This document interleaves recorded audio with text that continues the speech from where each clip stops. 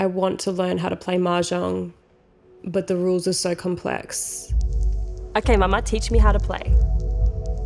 So the object of the game is to Mah Jong. There's an Eastern and Western version of the game.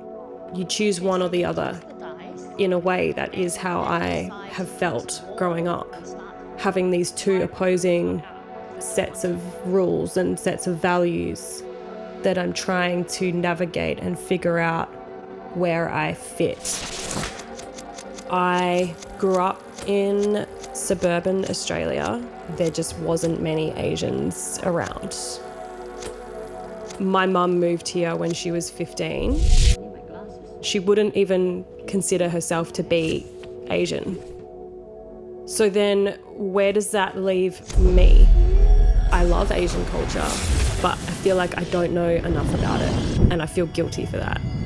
I think that in order to move forward, we need to first understand the past. I think Northbridge represents not just the Chinese community, but most migrant groups that have come through.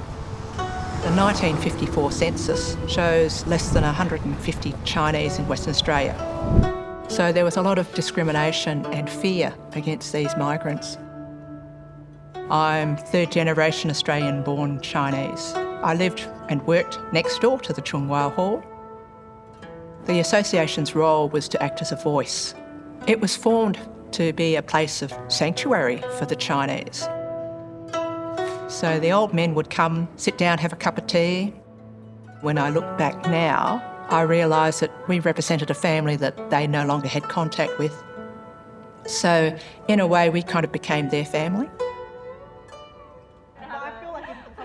I think this is a common experience for all Asian Australians, and I think it's important that we stick together and share our experiences. When people ask me where I'm from, I like to say Australia, because I know that that's not what they're asking. I remember actually wanting to be white, I wanted to be like everyone else in my class and all my friends. I remember my mum used to cook fried rice and I would be like very embarrassed because I just saw all my friends bringing like Vegemite sandwiches. Just the casual racism, the name calling, the eye pulling. It got to the point where I would make all those jokes before they got a chance to.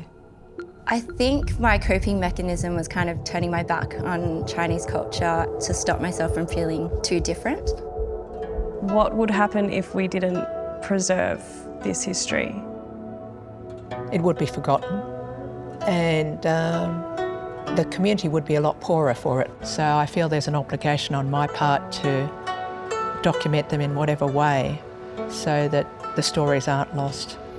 I do feel like I'm stuck between two cultures and both cultures clash at times. But now in my 30s, I definitely embraced it wholeheartedly, and I'm not ashamed of anything anymore, and there's something really liberating about that. There's space for us in the middle. Instead of feeling like we're in between, we have the chance to own that space. I have so many fond memories as a child, decorating the house for Chinese New Year. My siblings and I always kind of talk about who's going to take over doing that, because it is a lot of work. I'm proud to be Asian, I guess. I see what my parents have achieved with a lot less, and they've given me so much more. One thing that I've definitely tried to be a bit more proactive with is learning how to cook certain dishes that my mum knows, because it's all just in her head. So I would hate for the next generation to not have that. They came over here, couldn't speak English, managed to start this business and put us all through school and take care of us. I want to be able to take over that and just kind of carry that on, that legacy, I guess. It's up to us to hold on to those things that make us who we are. This really isn't about Mah Jong. It's about her and wanting to feel close to her.